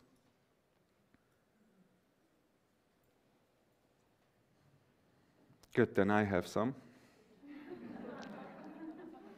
So, yesterday, somebody told me, maybe you should ask some questions afterwards to see if you have learned something, understood something, remembered something, because one thing is hearing it, one thing is understanding it, but then reproducing it. So I'm going to ask questions, and everybody of you is going to come up personally and present in front of everybody, okay? No. No, I'm just going to ask you questions. You can write them down and check for yourself if you know those things. Yeah? Just for yourself. It's basically just for yourself to make a little self-reflection. Have I this little, do I know these things?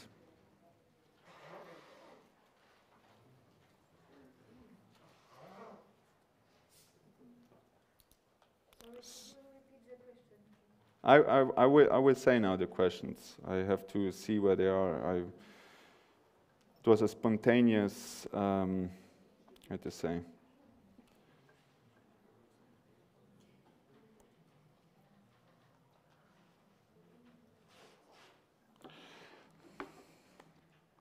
Okay, so.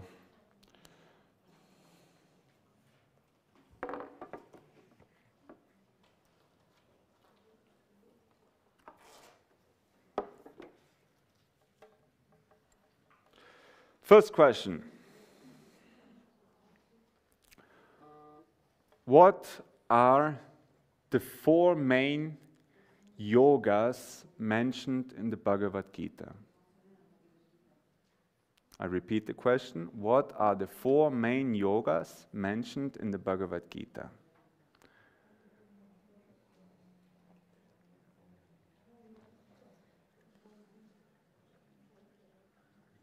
Nicht schummeln.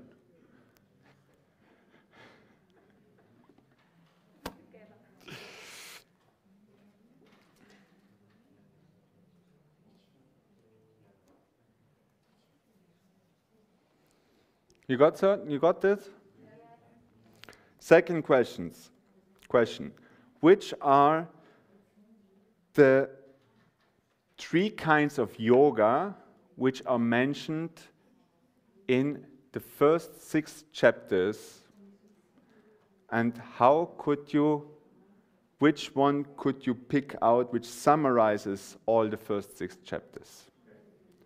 Which are the 3 main yogas mentioned from these 4, there's 3 main yogas mentioned in the first 6 chapters.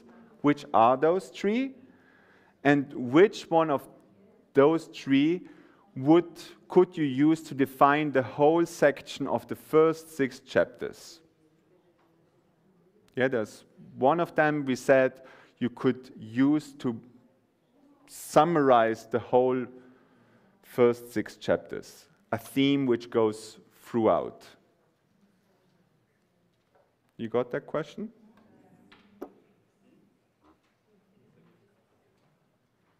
Yeah? Then the next one. In what form of yoga is Atma Kriya Yoga rooted? Very difficult. What is the main yoga type from those which you have now written down? What is the main yoga, what Atma Kriya Yoga is rooted in? There's these 4 yogas which you have hopefully answered in the first question. From those 4, Atma Kriya Yoga contains all of them, promotes all of them, solves all of them. But it is rooted in one of those. Which one is it rooted in? What is the main yoga, what Atma Kriya is rooted in?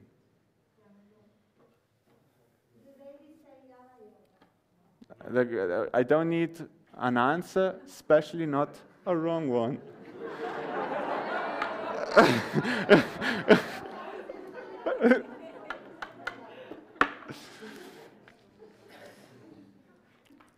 But I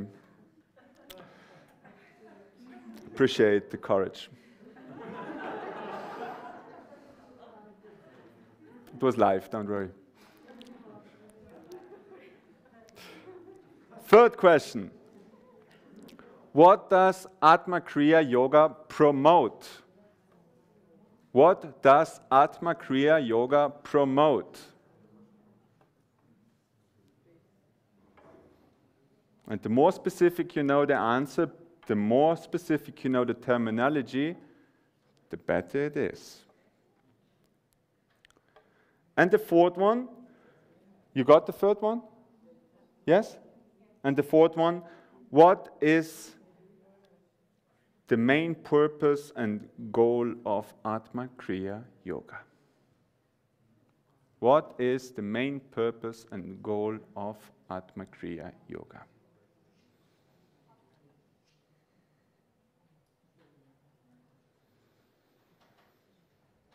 So spontaneously, who is able to answer all 4?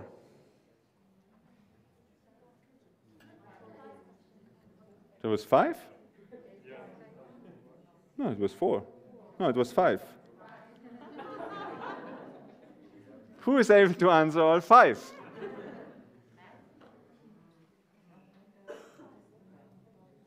Stand up.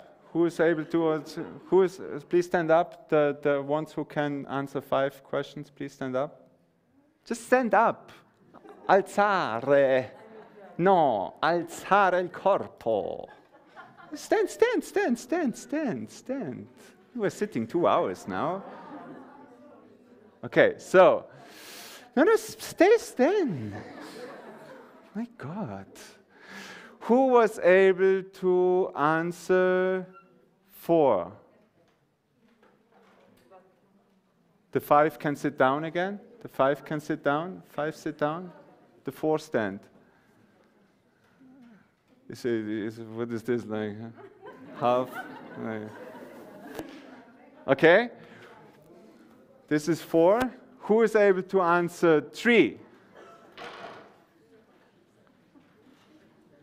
1, 2, 3.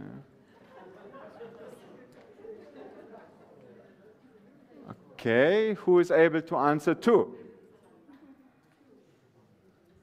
Who is able to answer 1?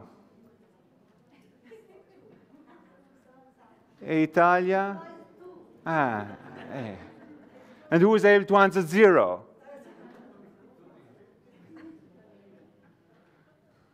I'm not sure if I saw Avaduta standing up.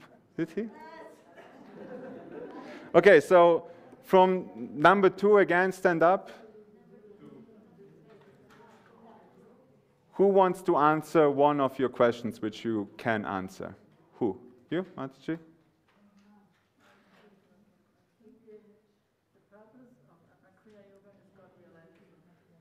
Would the others agree? Yes. She said the purpose of Atma Kriya Yoga is to attain God realization. Huh? Thank you.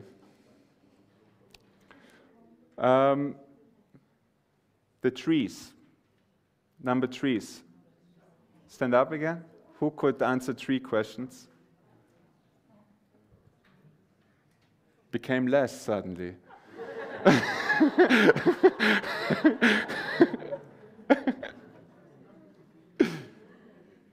There was more with the trees before.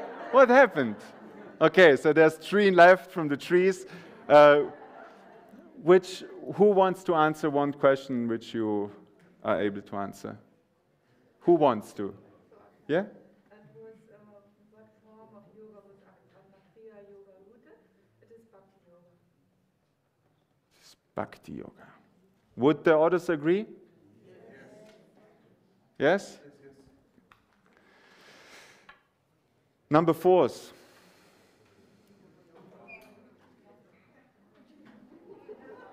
It becomes less.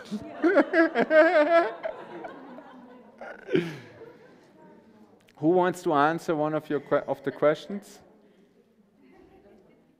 The 4 types of yoga that are spoken in the Bhagavad Gita is the Raja Yoga, Karma Yoga, Jnana Yoga, and Bhakti Yoga. Okay, and everybody agrees? How you could say it also? Yes, it's good. How could you else say it? Like Raja Yoga is not mentioned. Like there's no, huh? Dhyana Yoga, yes. Dhyana Yoga, we could basically, Dhyana Yoga, the yoga of meditation, in that a lot of Raja Yoga is mentioned. We mentioned Raja Yoga because Guruji also mentions Raja Yoga in the video, but yes, the 4 main yoga paths mentioned in the Bhagavad Gita: Karma Yoga, Jnana Yoga, Dhyana Yoga, Bhakti Yoga. There's many more because each chapter, as you know, is one form of yoga. Yeah? Thank you. And so how many we have answered so far? 3 questions only, right? Number 5, please stand up.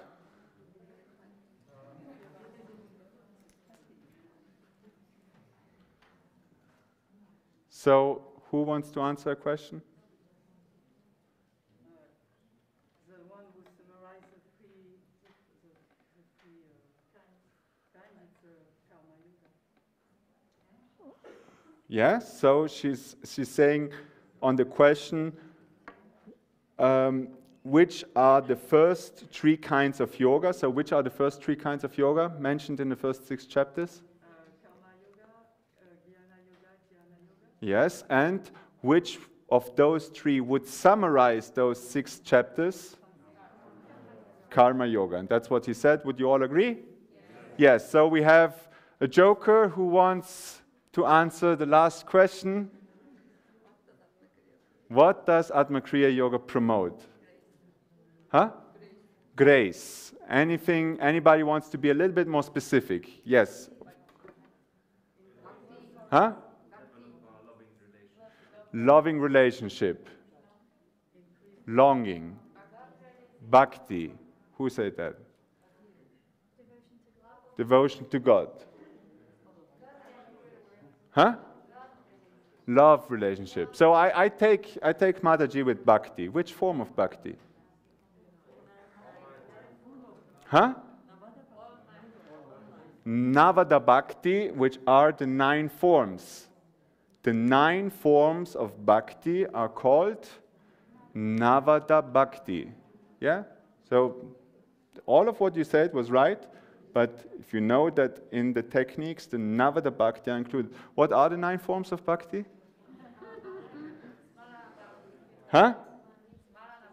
Smarana Bhakti. What is Smarana? remembrance. Then? Kirtana Bhakti. What is Kirtana Bhakti? Singing. Kirtan. Singing the glories of the Lord. Then? Shravana. What is Shravana? Listening to the glories of the Lord. Then? Archana Bhakti. What is Archana? Worship. Then? Padaseva Bhakti. What is that? Om chanting. Huh? Service. Service. Then? Huh? Dasya Bhakti. What is that? Being a complete servant in every situation, a das, like Hanuman, like everything, anywhere you do, you just do it for the service to God. Then? Vandana Bhakti. What is Vandana? Prostrations, physical, the physical prostrations. You bow down. Then? Two left. Atma Nivedam Bhakti, which is? Huh? Full, complete surrender, the love relationship in its culmination. Sharanagati, Mahabhav, and Sakya Bhakti. And Sakya is? Friendship. So these are the 9 forms, or the Navada Bhakti, which are promoted by Atma Kriya Yoga, which are, of course, forms of devotion, love, and attract the grace. So all of your questions were rightly answered. Jai Gurudev, again, thank you for your attention. I wish you all a nice Babaji day, and may His grace and Guruji's grace be with all of us and with all of you who watch the live stream. Jai Gurudev. Om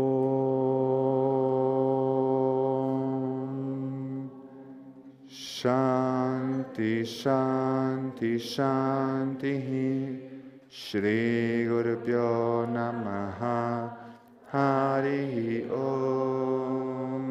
प्रेम से बोलो महावतार क्रिया बाबाजी की, प्रेम से बोलो सतगुरुदेव श्री स्वामी विश्वानंद महाप्रभु की, आत्मा क्रिया योग की जय। जय गुरुदेव।